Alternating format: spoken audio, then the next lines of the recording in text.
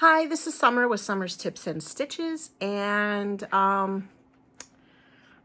wish I knew what to call this video. Probably just going to call it a yarn chat, to be fair.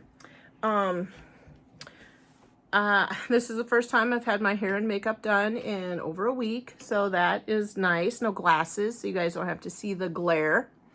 But I just wanted to get started with a video, show you guys what I knitted while away in Maryland. And then I have, a whip that I'm still working on. So, as some of you saw, I was in Maryland for a week, and I used this time to get some hats done for my second graders, because I need to get the hats done before I have to head out, which will probably be before Christmas. So, I finished this hat while in Maryland, and this is the one I actually was showing you guys, that new technique I'd learned where you pulled the yarn forward and back, and that is where the changing color happens. Worked really well. Then I made these plain pink and aqua. I just think these are such cute colors. I'm still going back and forth on whether or not I want to get pom-poms or not. I think pom-poms totally make the hat, and you can order whole bunches of them off of Amazon with these snaps, and I just usually sew them right on top. The only downside is, number one, I feel like you lose how cute the top of these knitted hats are. They kind of like have a star on them. But two, even though they're snappable and removable, sometimes the mom and dads forget and they end up ruining the pom-pom, or the kids end up losing the pom-pom, and then they're just running around with a snap on top of their hat. I have tried before attaching them with sewing them on or tying them on. A couple times I bought some pom-poms from somebody who made them on Etsy, and they had strings on them and you could just tie them in. So I'm actually thinking to just be, quick and easy. I'm probably just going to hand out these plain hats without pom-poms, but I think these would look real cute. This would look real cute with a big white pom-pom. This too, or even a brown one, but all that talk about pom-poms. So I made these two in the hospital. I made this one in the hospital. Now, this up close looks real cute. I was trying to make the stripe sizes noticeably different, but this is where I ended up having a little bit of problem. I was trying, again, that technique of pulling the other strand of yarn forward when you're knitting so that you don't have that crease. And it is smooth here. This is the place where I would change from one color to the other.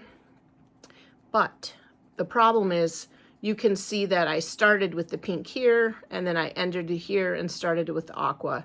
So you can see that start and stop. Otherwise, this is a pretty cute hat. And then I started this hat in the hospital, and I finished it up when I got here. I was like up here into the decreases when I was working with those little tiny knitting needles. They're obnoxious, but I just can't do double pointed needles, so I have to use this really tiny little needle. I've showed you guys before, but I left it upstairs, so I can't bring it down to show you again. But it is really small. It's very fiddly, and I got tired of doing that on the airplane. So it was a good week. I have 5 hats done. To be fair, though, I have 13 boys in the class and 9 girls. And I divide the hats into very stereotypical boy hats, very stereotypical girl hats, and then gender neutral hats. And I'm not gonna lie, I have a lot more of the stereotypical girl hats. I'm going to have to bump it up in the, gray, blue. I used to have this really great, I want to say it's a Red Heart yarn called Fiesta, which I think reminds me of Legos. Even the hats that I've decided are like gender neutral, my husband's like, that still looks like a girl hat. So, I mean, to me, this could be a boy hat. It's just yellow and white, right? Gender neutral. That's what we do with baby blankets. This to me also is a gender neutral hat. So I have 3 gender neutral hats. I'm counting my stacks over here. 1, 2, 3, 4, 5, 6, 7, 8, 9, 10, 11. I really have to stop on girl hats. And then the for sure boy hats, 1, 2, 3, 4, 5. I mean, I could put this in the boy hat set, but a girl might grab it. That's the thing too. I put the hats into 3 piles on the table when, well, I don't know what the sub's gonna do, but typically what I would do, and then I would just pull their stick and I'd be like, come on over and choose a hat. And sometimes I'm blown away with who chooses what hat. I've had boys choose hats that I felt like were clearly a girl hat. And I've had girls that choose hats that I think clearly are boy hats. Sometimes when I'm making a hat, I think about a specific kid. I'm like, oh, I think this kid will really like it. And sometimes they choose that hat, and that's always nice. But I really have to focus on hats that are very clearly boyish colors. Probably get some more variegated, because right now I have a lot of solid and a lot of these striped hats. Before though I continue on hats, I do have to finish this dog. I had a teacher friend request that I make, well actually her son did. I've got his head done and his body, and I wanted to sew on his arms and legs before I stuff his body and sew it up. And then I have to make his ears. So really I just have arms, legs, and ears. I need to get to it. So that's what I want to do today, is finish this cute critter.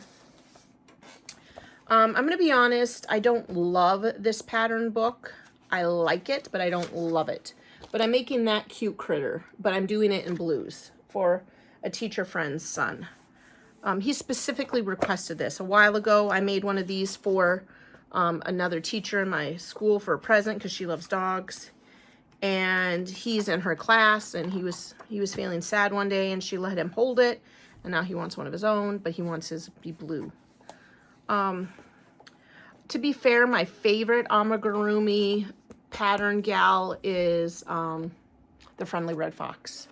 I do like her patterns better, because the thing I guess that I don't like about these, which you can't really tell here, is attaching the head. Basically, she just wants you to sew this head onto there, and I just can't find a way to do it perfectly. And I like everything to look perfect. And so sometimes the heads are kind of, even if I pin it in place, once you start sewing it, I really don't like to be able to see the strands where you're connecting it. I suppose I could make him a scarf for this dog.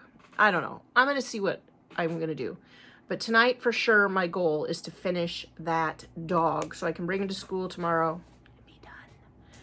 But yeah, that is really all I've got for projects this week. I need to make some more hats that are clearly blue and gray, and more for stereotypical boy kind of hats. I need to finish this dog. And actually I was thinking, and I know it's not January yet, but I kind of was just thinking as I was hanging out last week, I thought about doing a video of just talking about some of my favorite patterns. Because I've been thinking about what will I do when we're at the hospital for the transplant. What kind of projects and things can I work on that I really loved?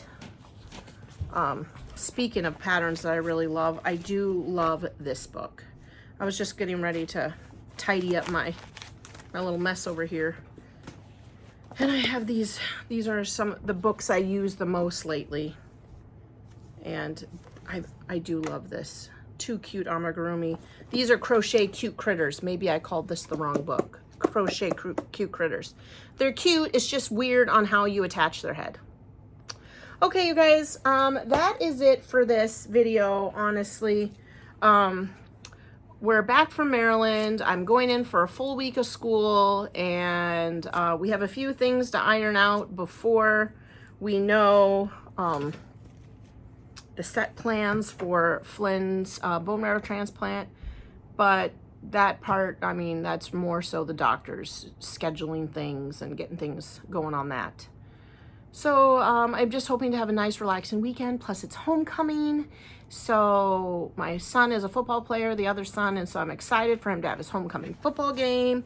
And of course, Maddie is thrilled to be going to the dance. And so this week is just I just want to focus on, you know, being normal for a week. All right, well, thanks for watching and subscribing. Thanks for liking and sharing my videos. And until the next video, happy crafting. Bye.